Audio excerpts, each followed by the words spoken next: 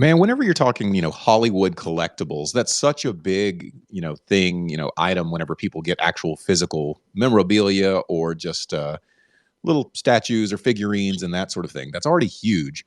There's no doubt it'll go large into the NFT space, but then you get into the issue of rarity because normally whenever I go buy, a Star Wars figurine or something like that, there's a bunch of them at the store and there's no rarity. But now with this new idea of, something being ultra rare on top of just owning it, I think that will drive the space forward so much because there's always so much interest already in big Hollywood productions. So it sounds like that's quite a good roadmap ahead.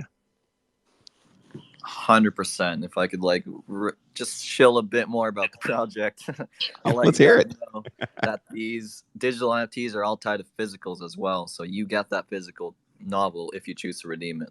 It's a pretty sweet thing, man. Like, we're really utilizing the entirety of the possibilities they can do with NFTs. Like 2D JPEGs are just a start.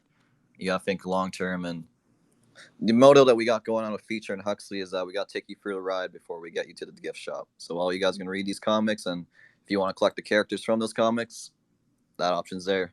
If you want to be a part of this world as well, that's when our generative project comes into play, and that's what my profile picture is actually. But that's my spiel on Huxley, man. It's big. Everybody should check it out. There's a lot of this going on, and NFTNYC definitely proves that.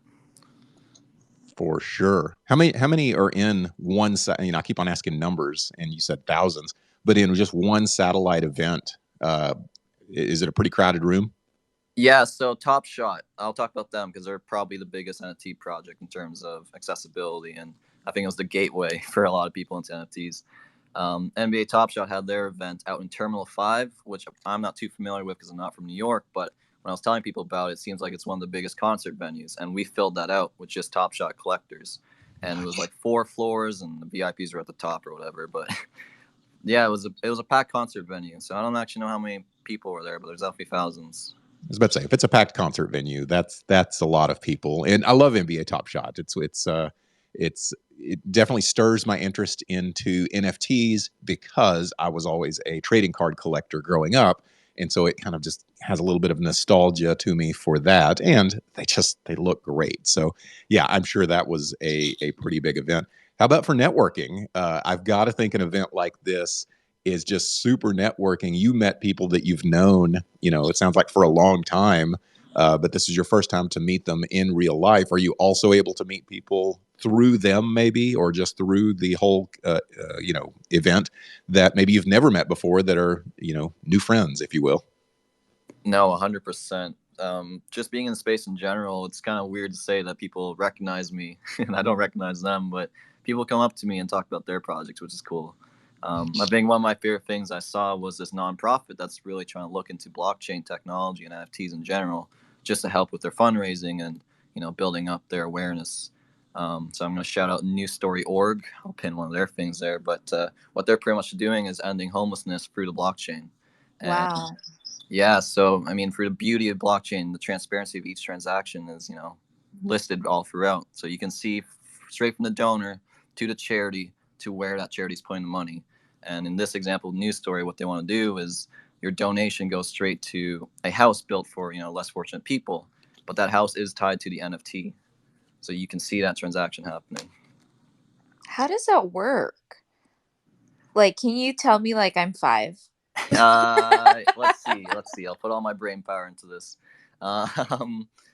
So actually, a really relevant example is El Salvador. They've accepted Bitcoin as a legal tender, right?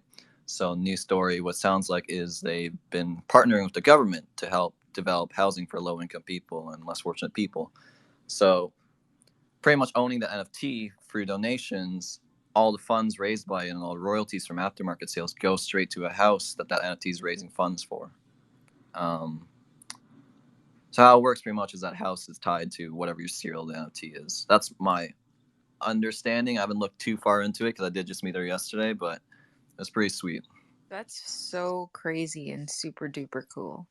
I love that we can use blockchain like that because you're right. If it was a centralized type of outfit to where they were making donations, You never know where the donations are going. It's not completely transparent, but yeah, you're right. On the blockchain, it's just perfectly situated for a charity like that, like giving to the homeless, for a charity for them, because then you can see it, you feel good about it. It probably makes people feel better about supporting that project because they know exactly where their money's going.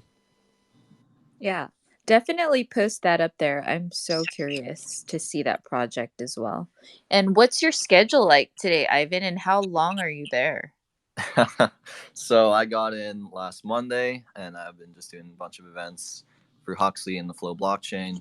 Today is my kind of take it to myself and explore New York for the first time kind of day, but I'm here till Friday.